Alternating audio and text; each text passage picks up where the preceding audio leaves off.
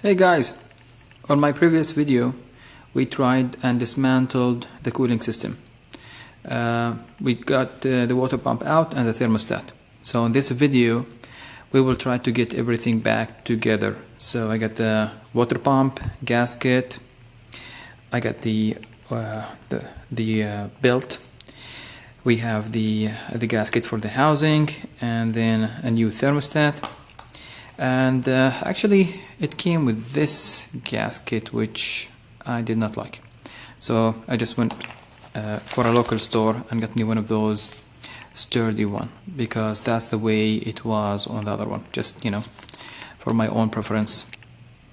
Okay, so we're gonna start and let's do this. Step number one, we're gonna clean the gaskets or the leftover of the gasket on the old housing or stationary parts. I'm gonna start with the water pump, and then I'm gonna move over to the thermostat. So yeah, first of all, gonna be cleaning. So thermostat is not too bad actually. Actually the water pump is not as bad as well, just cleaning here and there. That's all. That's for step number one.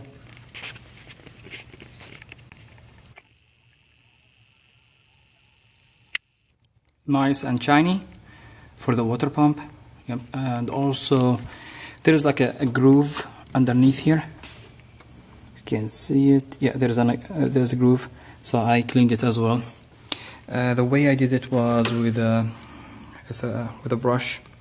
Just immerse it with water and just scrub inside.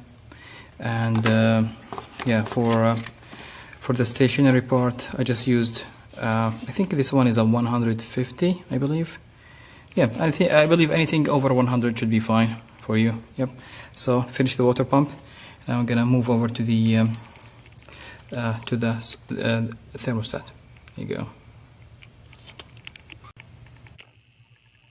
Thermostat, stationary side. Yeah, nice and shiny as well. Okay, here we go. So we got the water pump side, and we got the thermostat stationary side, and here you go. It's ready to put some gasket on it now. I'll start with the water pump actually, because I can have more space without the thermostat on. So yeah, that's what I'm gonna start with. After cleaning the water pump stationary part, everything is good now. So we're gonna have the gasket maker, and that's going to be with for the water pump and thermostat housing. So this is good. So what I'm going to do, so this one has only one side to go to, so you cannot actually go like this. Yeah, it won't fit. So it has only one direction. So I'm going to apply a thin coat around this area, and then I will add this one to the top so it will stick to it, and then maybe like a lighter coat as well. Then I will do another coat on the water pump stationary side or the housing, and that's it. Okay, I applied a thin coat on the housing, just a dab all around it. Just make sure all these surfaces are good to go. Then I will do the same on this one. So since I'm applying a thin coat on everything, so that should cover all the spaces and parts, and make sure everything is sealed properly. That's the idea. Also a thin coat on the water pump itself. The gasket as well, it was black, now it's gray. So yeah, I did a thin coat. So everything is a thin coat. Don't go over much, because if you miss something over here, from the other side, it will be covered. So this is how the way I do it. This is it for the water pump and the gasket, and now I'm just gonna install it. Let's see how it goes. Okay, thermostat, nice and clean as well. And then yep, I'll be assembling this next. Let's put this one back in. Okay, I put the gasket on the top of the thermostat. It's now in. And when you install it, we need to have that jiggle pin on 12 o'clock position. So I'll put some sealant as well on the round here, and I'll put some sealant around here as well on the outer side, and that should be it. Nice clean coat on thermostat housing, or the stationary part. Okay, so I'll get the coat on the housing, and then I put the thermostat inside with the jiggle part, or the jiggle pin is pointing at 12 o'clock, and I put some thin coat as well on these the housing as well. Should be good. And now put these together. Okay, so the thermostat back in place, nice and tight. Okay, just gonna wait like 10 minutes before I add the belt on it. Okay, so yeah, that's almost over. So you get the water pump.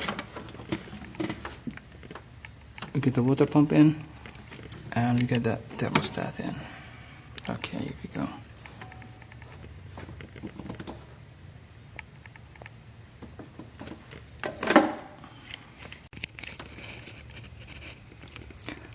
Waiting on the gasket maker to dry out. So we're gonna put the belt on. As you see, this belt does not have any tensioner on it, and if you try to put it around, it's kind of short. See, it does not go any further. Okay, so that's the max you can get to it.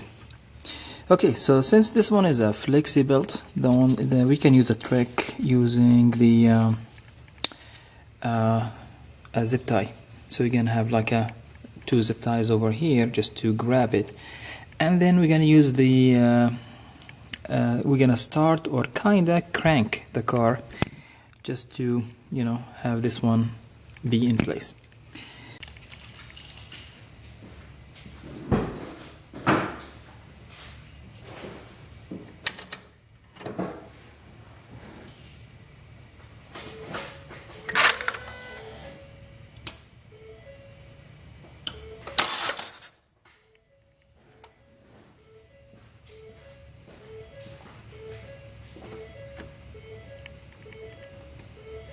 Cool, we got it.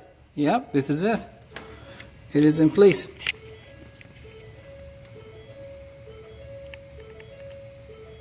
Cool, huh?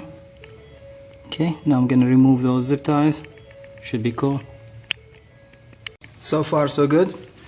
So finally we get the flexi belt on using the cranking the engine trick.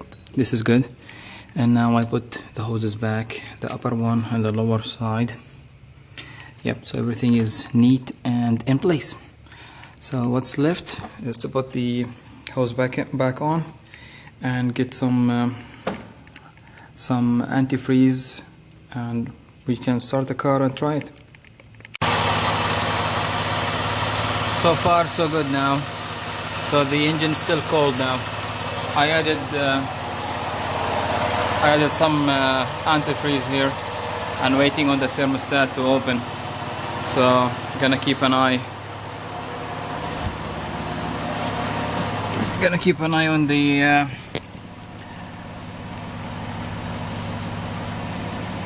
dashboard over here. So yeah, I know I have a check engine light that came up after the overheat. It does not sound really bad. The engine looks still quiet and nice as it used to. So yeah, I don't see any alarms yet, but I will try to check that light and see the error code on it, just to, you know, make sure everything is covered. So the first time I tried to run it and I filled it with antifreeze, everything was good. I don't have any any leakage or nothing. But the issue was the engine feedback sensor. It was cranking above the half point. So yeah, I was not sure why, because everything was in. Also, I had everything filled up, no leaks at all. But I noticed something like this was kind of hot, but there was nearly no water in it. So what I did was I opened this vent over here. Yep, that's the one. Yeah, I just opened up, filled it with water, and then put it back in, but not too tight. Then I started the engine, and when I started seeing like the water flowing out, I just tightened it. And so far, yeah, I'm seeing like my engine is taking the coolant down. So now I know it has the feed, and all these air bubbles were gone. But I don't know, strange, right? On my other cars, when I tried to put the water pump thermostat, I did not have to do any of these things. The system will get rid of the bubbles and any air inside the water system by itself. So I'm not sure if, yeah, it's just crazy, I don't know why. Anyway, so so far everything is good. The engine is relaxed. Temperature is still in the middle. I'm still keeping up with the coolant here, so I'm gonna add a little bit in a few. So this is gonna be it. So I think, yeah, I'm gonna put this one back in, and we should be good to go so far. I'll put any feedback just in case if it happens. I think we are in business now, because so far I have the engine fan, or the cooling fan, has kicked for 2 times so far. So, and then was switched off. So I believe everything looks good now. And check this out. Yep, my temperature shows in the middle sharp. This is, yeah, so that's the second time. I kept filling the container with more antifreeze. So far so good. I'm not seeing any leak anywhere. So I think we are in a good shape. So that should be it. So that was the trick. If you can see it from here, yep, that's the one. That's the little, yep, that's the little vent you have to do after you put everything up and assembled. This is the way you have to vent and get the air bubble out of your system, because basically the water pump was running, but yeah, there was nothing pushed into it. So I believe that's gonna be it. Okay guys, thank you for watching again, and hopefully this was beneficial for the disassemble and fully assemble. And even, okay, now I can hear the fan kicks back on. So I think we're good. The fluid is, yeah, every time it will be dropping like I think 1 centimeter, it's about 1/4 inch. So we should be good now. Yep, that's the 3rd time. So I think I'm good. I'm gonna drive this one to work tomorrow morning, check it, make sure everything's still neat, and thank you guys, and this is it. Thank you, and hopefully you enjoy and get some good information and feedback about this process.